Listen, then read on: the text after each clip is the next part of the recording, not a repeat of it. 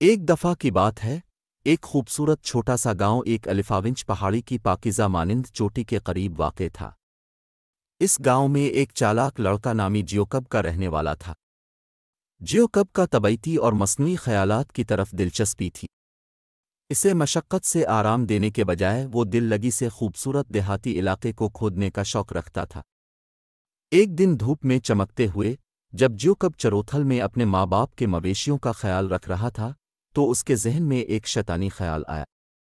خود بخود مسکراہٹ پیدا ہوئی اور اس نے سوچا کہ گاؤں والوں کو ایک مزیدار مذاق کا شکار بنانے کا منصوبہ بنائے۔ اس کا مقصد ان کی بدلنے کی صلاحیت پر تجربہ کرنا تھا اور ان کی رد عمل دیکھنا تھا، اور لہٰذا جیوکب نے ایک درخت کے نیچے بیٹھتے ہوئے اپنے منصوبے کو اجرا کرنے کا فیصلہ کیا۔ جب سورج مغرب ہونے لگا اور زمین کے چاروں طرف گلابی روشنی پھیلنے لگی تو جیوکب نے سمجھا کہ اب وقت آ گیا ہے کہ وہ اپنے منصوبے کو انجام دے۔ وہ گاؤں کی طرف دوڑنے لگا اور اپنی اونچی آواز میں چلتا ہوا کہا، بھیڑوں پر بھیڑ، بھیڑوں پر بھیڑ۔ ایک خطرناک بھیڑ وہاں بھیڑوں کو حملہ کر رہی ہے۔ جب قریبی گاؤں والے لوگ اس نادان لڑکے کی پکار کی طرف دوڑنے لگے، وہ زور سے چیخا کہ وہ مذاق کر رہا ہے۔ گاؤں والے اشرف مرنے کے باوجود جیوکب کے پکار کو گنوانا نہیں چاہتے تھے۔ وہ کہہ رہے تھے کہ جب کوئی خطرہ نہیں ہوتا تو تمہیں بھیڑنے کی آہوں پر چلانا چاہیے۔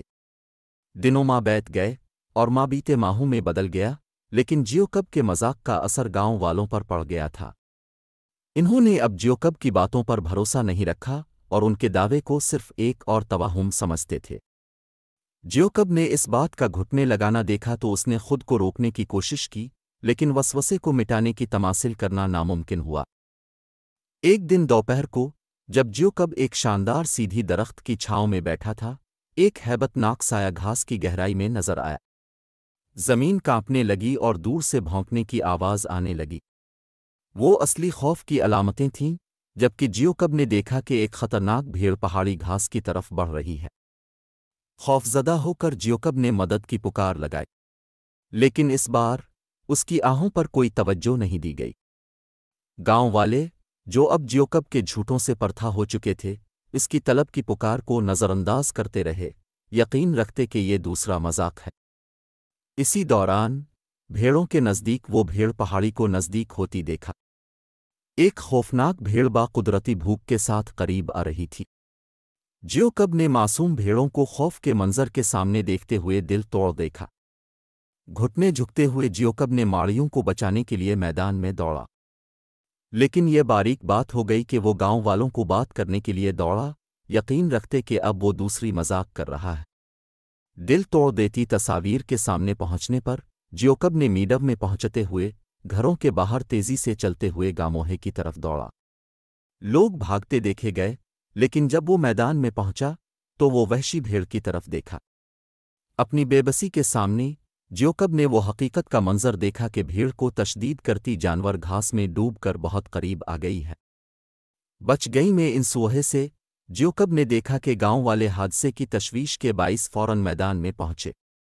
وہ بچی ہوئی ماڑیوں کی تشدید پر ہمدردی اظہار کرتے رہے، انہیں سمجھتے ہوئے کہ انہوں نے بھی اس حادثے میں حصہ لیا ہے۔ وہ لوگ جیوکب کو سنبھالے، سمجھتے ہوئے کہ وہ ان کی طرف سے تشویش کا سبب بنے ہوئے ہیں۔ اس دن سے بعد گاؤں نے بھروسے کی بہت بہتی بات سیکھی اور الفاظ کی اہمیت سمجھی۔ جیوکب کو خود پر عذرخوائی کرتے ہوئے وہ اب باقی ماڑیوں کی حفاظت کرنے کو وقف کر گیا اور اس کا وعدہ کیا کہ وہ اب سے ایماندار اور قابل اعتماد۔ اور اسی طرح لڑکے نے جوتھوں کو روانیوں میں آگے بڑھانے کا عبرت انگیز سبق سکھایا۔ جبکہ دیگر مانگوں کے بعد انتہائی خوشحال بات یہ تھی کہ بعض اوقات سخت تجربات سے ہی سب سے بڑے سبق سیکھے جاتے ہیں۔